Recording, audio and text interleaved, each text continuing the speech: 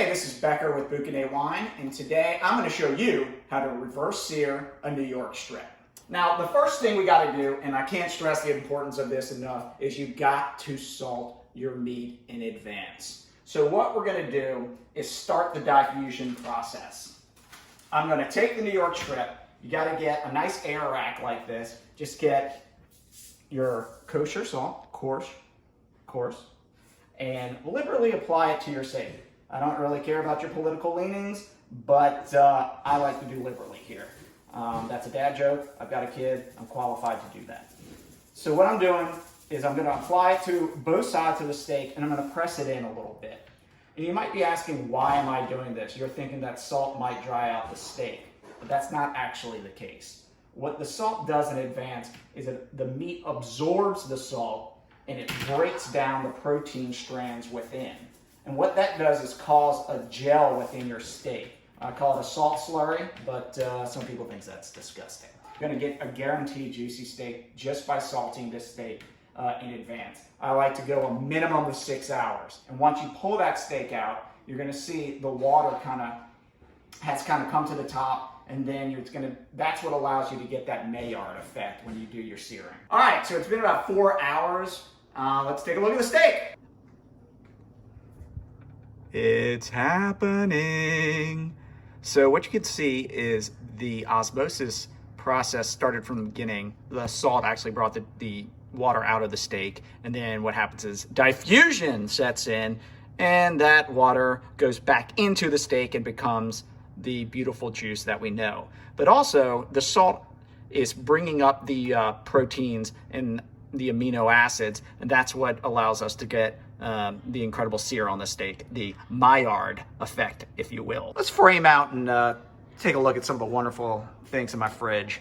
It's kind of like MTV Cribs version of fridges.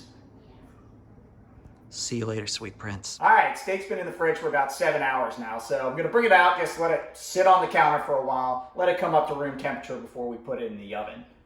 But I still feel like something's missing. You can't start cooking without a cocktail. Lighter Negroni, if you will, the Campari and soda. And all you have to do, pour a little Campari in there, crown it with a little soda water. But other things that are important, before we get started cooking this stuff, let your wine decant a little bit. So I'm going to pop the Boucanet. I'm going to pour myself a glass, because I don't think when it's just sitting in the bottle itself that it aerates fully. And I'm just going to let this glass sit there until we start cooking.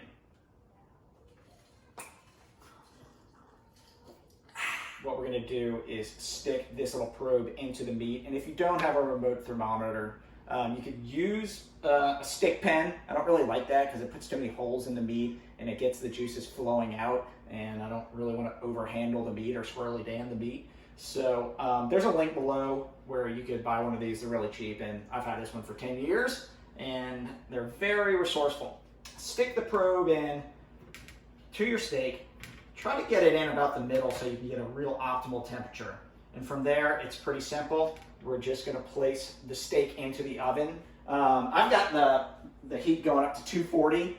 I've done it as low as 225. I wouldn't go any higher than 250. I'm cooking this steak to medium rare, so I'm going to try to cook it to about 126 to 127.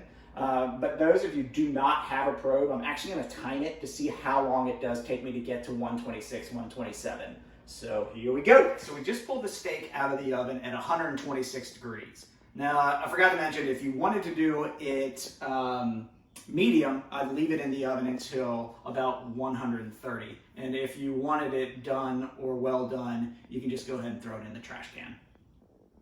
So the steaks have rested for about 10 minutes. And all I'm doing to it now is I'm just using canola oil. You can use a vegetable oil or just regular olive oil, not EVOO, because they have higher smoke points. If you use extra virgin, you're going to smoke up your house.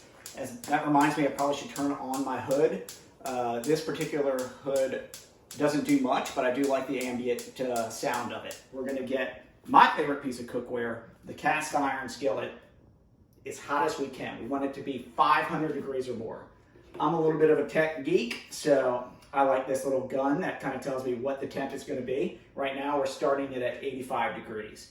So a cool little trick about this thing that you could use at home is that you can calibrate these guns up or down 2 to 5 degrees. So if your in-laws are coming over, we're in the time of quarantine, just calibrate it up a little bit. So then when you see them at the door, you take their temperature, and uh-oh, it's 101, 102. You gotta go home, see you later. We're gonna look at the heat, see where we're going here on the cast iron. 545, perfect. All I've done is added pepper. We don't need to add any more salt because we did that brine a long time ago. I'm gonna take the steak, I'm gonna move it to the cast iron, I'm gonna sear it on both sides for 45 seconds. Once it's off there, I'm gonna move it to rest for about 5 to 7 minutes. So we've already done one side, and now I'm just basting the butter onto the steak, just to give it a little more flavor and texture. That's all. We've been here about 20 seconds on the second side. I'm about to remove it from the heat, put it on our board to rest, and then I'm just gonna pop in some onions real quick. You're gonna wanna let this steak rest for about 5 to 7 minutes underneath some aluminum foil. In the meantime, turn off your heat. If you're doing like we're doing, just put some onions in, let them pop. All right, now it's time for the big reveal. This is when I get my most nervous because I really don't know what's under the hood here. So we're gonna lift the aluminum, the onions are finishing, and what we need right now is a few prayers and a very sharp knife. So here we go, let's cut into it.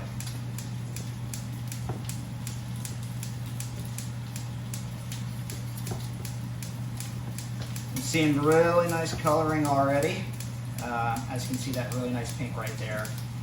I think that we did a pretty good job.